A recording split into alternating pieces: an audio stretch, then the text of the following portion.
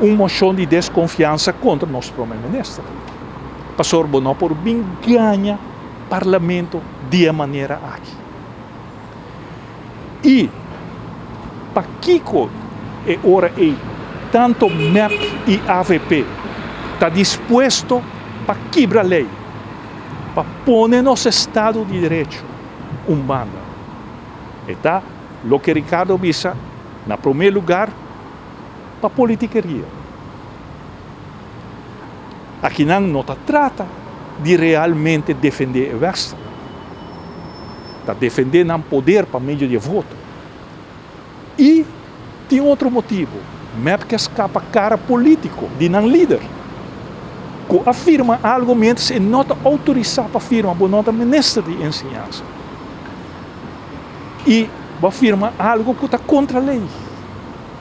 E partido AVP não tem jurista não.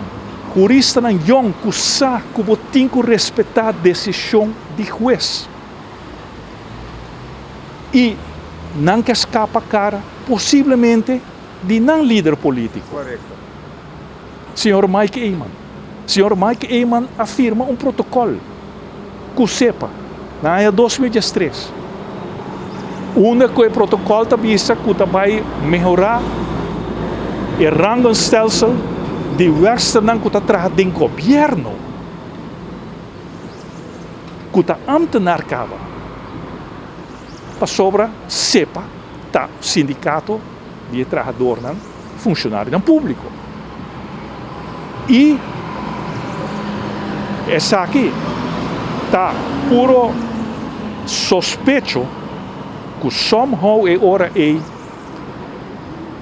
o líder é tempo portanto, o primeiro-ministro lo a inculcar para aplicar essa aqui também para trabalhador na escola que não está de governo, que tem fundação subsidiária.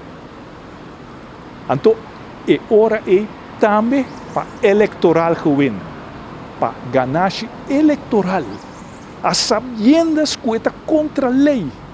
E pensei, o ministro de ensinança tempo é Hoibur, a uma carta acaba em novembro de 2005, diz que o ministério vai ter a procedura normal back 2016 que está respeitar que está caibo explotar esse subsídio.